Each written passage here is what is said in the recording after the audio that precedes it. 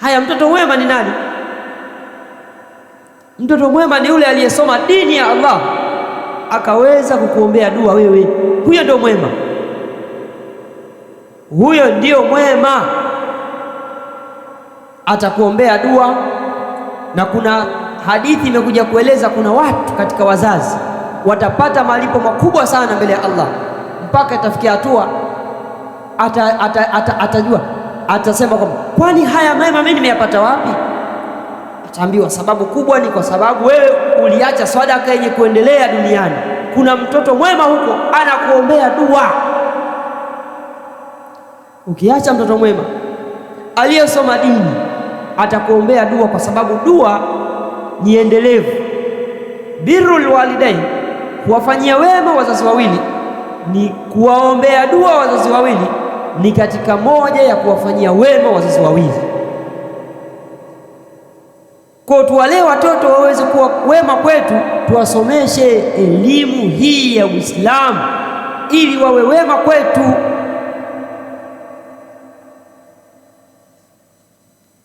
Inafaa wewe mtoto mwema kumwombea mzazi wako aliyekufa.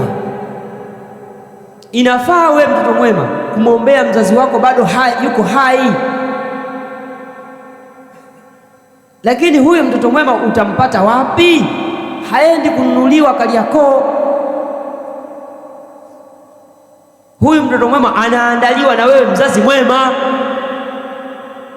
Ikiwa wewe ni mzazi mwovu, usitaraji utakuwa na mtoto mwema. Kaifa yastaqimu dhillu, vipi kivuli kitanyoka hali ya kuwa kijiti kimepinda?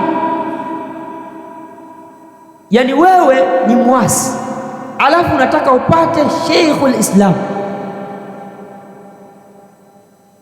kwako ndo miziki muda wote, alafu unataka upate msomaji Qur'ani hodari. Wewe ndo mzee wa singeli, asubuhi ni dozi, asubuhi, mchana, usiku,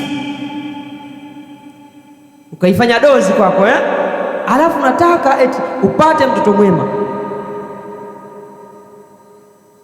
Hatuwezi tukafikia matarajio kama hatutoyaandaa. Hebu kuwa na malengo na huyu mwanao awe kuwa mwema kwako wewe, mwandae na jambo litakalokusaidia kubwa. Rudi kwenye kumwogopa Allah na urudi kwenye kutekeleza maamrisho ya Allah subhanahu wa ta'ala. Na katika maamrisho makubwa, swali. Mtoto anakuona hauswali, unafikiri yeye ataswali?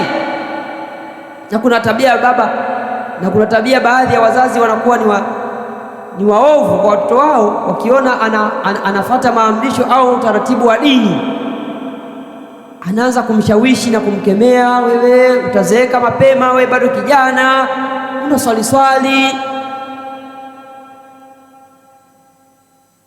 Huu sio utaratibu wa sawa. Subiria malakul mauti atakapokuja kwako ndio utajua. Na huyu mtoto hata kuombea dua,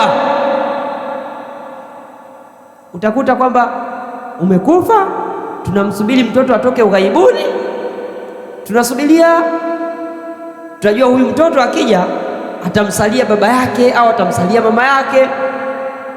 Umetusubirisha. Mashekhe wanasubiri bana, msubirieni, msisike kwanza mpaka mtoto fulani afike. Haya, huyo anafika. Akifika hivi akwambia, haya mmefika, sasa tuswalie. Niendeleeni.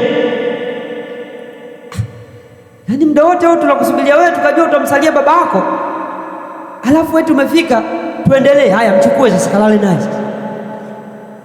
peleke nani huko. Wewe vipi? Allah. Kwa nini? Kwa sababu sio mtoto mwema. Wewe wema unaupimia kwenye kupewa vitu misaada, mfano anakutumia pesa, ndio wema unaujengea hapo Kwa Allah hautaulizwa hilo. Mtoto ni lazima na ni wajibu kumhudumia baba yake, mama yake, ni wajibu kuwaheshimu wazazi wake, ni wajibu, sio ombi. Lakini sasa ukishakufa sasa, kwa sababu yeye alikuwa anakupa msaada wa hayo mengine, ndio atafika pale hata kusalia. Wallahi ni jambo linauma sana. Unasaliwa na Waislamu baki, familia yako haikusaliwa. Hivi nyinyi hamuoni ni jambo la hatari sana? Jambo la hatari. Familia yako haikusali wewe, unakuja kusaliwa na Waislamu. Hivi nyinyi hamuogopi? Tuandae kizazi ambacho kitakuja kusimama mbele yetu. Baba unaondoka, mtoto anasimama anakuwa imamu, anamwambia hapana, mimi nitamsalia baba, nitakuwa imamu, nitamsalia mama, nitakuwa imamu. Basi hata mabinti tuwafundishe, wao wanajua kuosha maiti, wakijua kwamba mimi nitastiri siri za mzazi wangu, nitaosha mwenyewe, nitasaidiana na baadhi ya ndugu zangu. Na kuosha sio kazi, ni suala la kukaa na kusoma. Hata mwezi mzima ni mwingi, yaani siku 30 ni nyingi, unakuwa umeshajua. Unaenda kuswaliwa na watu wengine, ndio hivyo hoi hai, akati wewe mtoto upo. Haya mambo yatakikana Waislamu muyafikirie kwa mara mbili. Fikirieni mara mbili. Usiku ni mrefu, bali dakika ni ndefu. Unaweza wewe jina lako likabadilika sasa hivi, ulikuwa unaitwa fulani, baadaye ikawa unaitwa marehemu, au ukawa unaitwa maiti, au ukawa unaitwa Buliani. Nimesema Buliani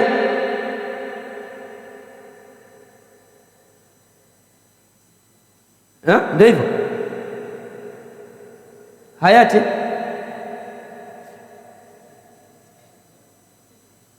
Sawa sawa, umeitwa hivyo au hujaitwa hivyo, lakini muda wote wewe ni maiti. Innaka mayitun wa innahum mayitun, wewe ni maiti mtarajiwa na wao ni maiti watarajiwa. Sasa Waislamu tujitahidi katika masuala haya ya sala, tuswali sana, tuandae akhira yetu, muda wote tunaondoka katika mgogo huu wa ardhi. Vipi umejiandaa wewe na kukutana na Mola wako? Ikiwa umeandaa mema, basi utayapata mema. Ikiwa umeandaa shari, utayapata hayo mambo ya shari, utayapata. Kwa Allah hakipotei chochote, Allah hakipotei chochote. Kila kitu kimeandikwa na kila kitu kimehifadhiwa. Yale uliyatenda duniani ndiyo ambayo utakayokuta akhera, na yale ambayo haujayatenda hautayakuta akhera, bali utaambiwa kwamba hili mbona ukufanya, hili mbona ukufanya, hili mbona ukufanya. Tumwogope Allah subhanahu aliyetuumba sisi. Kadhalika tuzidishe kumwomba dua sana Allah ajalie tuwe ni watu wema hata baada ya kufa.